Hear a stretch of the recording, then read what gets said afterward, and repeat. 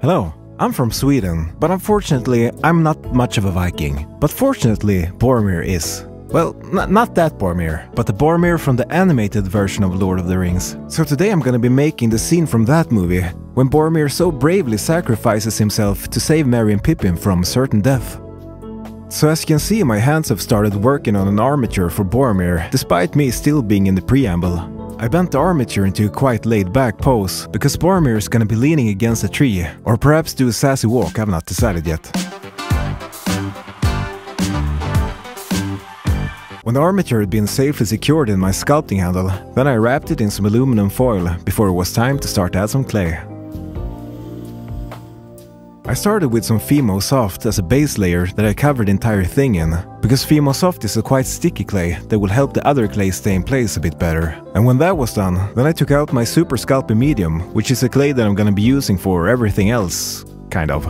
At this stage I was only looking to bulk up the model and not think about details. You know, just making sure that I have a solid foundation to work on later on, and now I'm making a butt. And when I was happy about the way the body was starting to look, then I proceeded to start and add some details. And like so many times before, the leg and the feet area is usually where I start, because I like to work my way up from the bottom. You know, it's just like in real life. You need to know how to crawl before you can make a short skirt for a Viking. And when Boromir's almost offensively short skirt was in place, then I started to work my way up on the body. I added some flat pieces of clay on the front and the back, as well as on the top, that would become Boromir's fur clothing. But before that, I made this armor girdle thing that stretches around his body. I realized later on that I'd made it a little bit too wide, but I think it looks okay. The animated version of Boromir surely isn't the kind of guy that would chain himself to the fence of a mink farm screaming, "Fur is murder!" I mean, he might have some shortcomings, you know, trying to take the ring from Frodo, but I don't think it's fair to blame the guy for looking dope in some fur. Anyway, the head started out as a little clay ball that I gave some unrefined hair and beard before adding the details to the face. 2 pre-made eyeballs was placed in the eye sockets, before graciously adding some eyelids like a true professional. But unfortunately I'm not much of a professional, so it took a while. But once they were in place and I was happy about the way the rest of the face was starting to look, then I bulked up his beard as well as giving him a little mustachio that I twirled up the edges of. And I also refined the beard as well as the hair a bit more.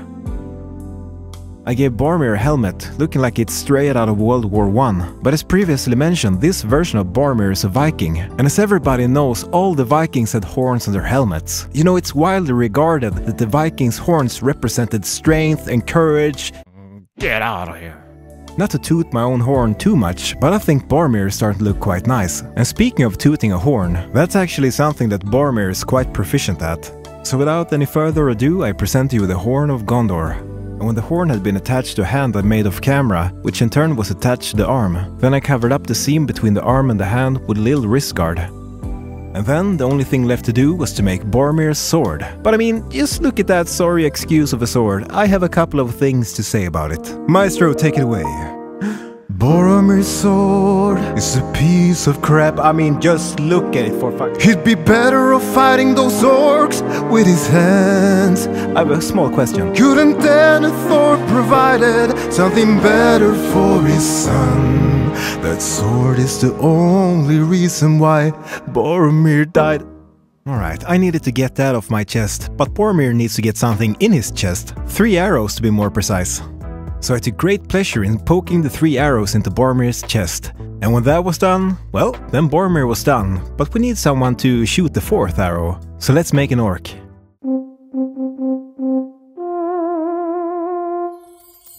You remember at the beginning when I made an armature for Boromir? Well, I kind of made the exact same thing one more time. But I gave this armature more of a shooting bow pose, or perhaps dab. The kids still dab, am I just old? Anyways, as you might have guessed, I'm making the orc from the movie that shoots Boromir in the chest a couple of times. And it's not Lurtz, since Lurtz was a character made by Peter Jackson for his film adaptations. No, this is just a goofy looking random orc. And I know it might be an unpopular opinion, but the orcs from this movie are my favorite orcs. There's something so inherently cool and creepy about them, being basically just a silhouette with red eyes, which I guess is just a product of them being rotoscoped. And if you're unfamiliar with rotoscoping, it's when you film something live action and then trace on top of it, making the animated characters move a bit more naturally. I knew sculpting the face would be tricky, since it's a bit difficult to decipher what's going on with the orcs' faces when looking at reference photos, so I basically just started to poke the clay a little bit and I hoped for the best. And I was not happy with the first face that I sculpted, so I decided to try again. And I was happier with my second try. It was definitely an improvement, so I decided to carry on and add the remaining details to the head, such as studs on the helmet as well as some horns. It would appear that Boromir isn't the only Viking in this video. You know, one thing that makes me love these orcs so very much is the fact that they are basically the holy grail of ragtaggedy. I mean, we're talking about an enormous amount of distressed fabric flopping around everywhere, and I love it. So you can imagine that I was in 7th heaven making this bad boy. In certain shots of the movie you can see that the orcs have some hair. It's probably just some thin ropes attached to the actors' helmets, but I thought I'd add some just as well for good measure. Alright, starting to look quite nice. The only thing we need now is a bow. So I bent a little piece of brass wire into the bow shape that I was looking for, and then I wrapped some thin clay around it before smoothing it out with my sculpting tool. And there's the bow, but we still need some hands to grab a hold of it. So I tried my darnest to make some reasonably good looking hands, and making hands never ceases to amaze me with how fiddly-diddly it is. And it can be a bit of a challenge, but it's quite rewarding when you manage to make something that actually looks like a hand and not a winter glove. And when the hand holding the bow was in place, then the final thing to do was to add an arrow. I'm gonna attach a bowstring once it's painted, but for now it's done. So it's time to make something for the orc and Boromir to stand on. Since I've already made a ring wraith from the same movie, I kinda wanted the base to have a little bit of a similar vibe going on to it. So I decided to cut off all the edges, so it wouldn't just be a big rectangle, and also texturizing the sides with my favorite rock. Nice. Alright, right here we'll have the orc standing, and he will be shooting a bow at Boromir, who is leaning against a tree, but we don't have a tree, so let's make a tree. This might come in handy later, I'll save it. I started by squishing together a whole bunch of aluminum foil to make a quite compact silver sausage of sorts. Then I added some thin flat pieces of Fimo professional clay onto the entire thing that I tried to blend together to the best of my ability. And at this stage the tree was starting to look phallic. Maybe some texture from a real branch will do the trick. So I started to texturize it and oh boy! So I decided that my favorite rock will do the trick instead, and also a little piece of bark. To anyone that haven't watched the animated Lord of the Rings, I just want to make it really clear that this tree haven't just sprung up in my imagination, it actually looks like this in the movie. And when the tree had been baked in the oven, then I glued it down to the base using some hot glue before it was time to add some texture to the base. The idea I had for the base was to give the ground some texture using a healthy amount of quick-drying putty. I'd never done that before, so I wasn't entirely sure how it would turn out, but I figured, hey, what the heck. So I just rolled with it and smeared it all over the base, just making sure that the ridges made from the putty was moving in one direction. And then everything was sculpted, built and smeared, and you know what time it is. It is time to I started by painting the entire base with a brown color I quite often use. It tends to dry very unevenly, which in some cases can be bad, but sometimes very beneficial, like when you're painting things to look organic and you want to get a lot of color variation. When the brown color had dried, then I started to focus on painting the tree, and I was looking quite a lot at reference photos to make sure that I was heading in the right direction. Because this scene is very orange looking, and there's a light coming from right to left hitting the tree and illuminating it, and I wanted to stay as close as possible to that. So I added some orange highlights that progressively would get lighter and lighter until I was happy with the results. The ground itself was a bit too brown, so I added some dark red and orange before adding a whole bunch of brighter highlights in the middle. I made sure that the part furthest from the tree would be the darkest where the orc would be standing, but I kinda wanted an orange light coming from the darkest part heading towards the tree. And when that was done, as well as having dry brushed the sides a little bit, then the base was done, and I kinda like the fact that it looks a little bit like a hellscape, but that seems quite fitting considering it's the place where Boromir dies. And speaking of the devil, I mean Boromir. So in a similar fashion to painting the base, I was looking carefully at reference photos to make sure that the colors were somewhat in the same ballpark. One thing you'll notice about the scene when looking at it is that the background is quite detailed with shadows and highlights, but the characters in frame is just one solid mid-tone, which means that I won't paint any shadows or highlights on him, since I'm after a similar vibe. And I'm gonna be honest, that hurts my heart a little, because painting highlights in particular is perhaps the most fun and challenging part in my opinion.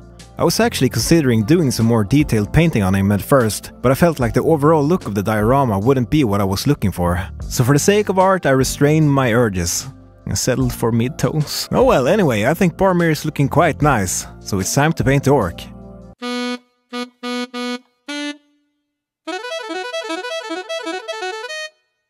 You know, I might have said that all the characters in frame is just mid-tone. Well, that's a lie. It's actually just Boromir as well as Merry and Pippin that applies to, and not the orcs. The orcs in this scene is rotoscoped like I talked about earlier, but not the others.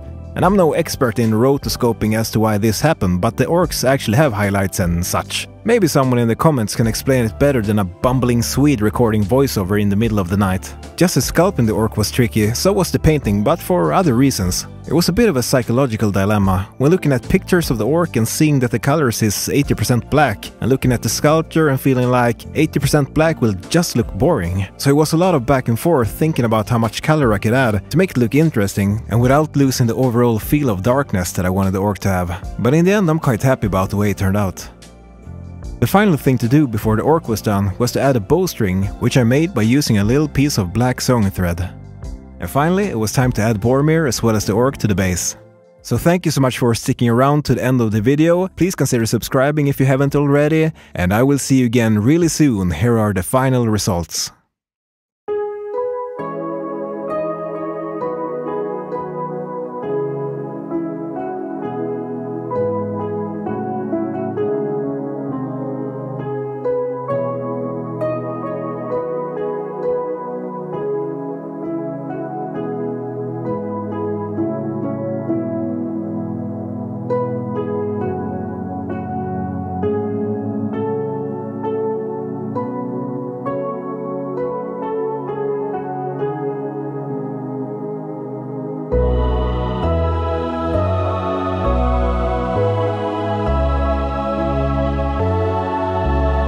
If you would like to see me make more stuff from the animated Lord of the Rings, or perhaps just the normal Lord of the Rings, don't hesitate, leave it in the comments, and I'll see what I can do.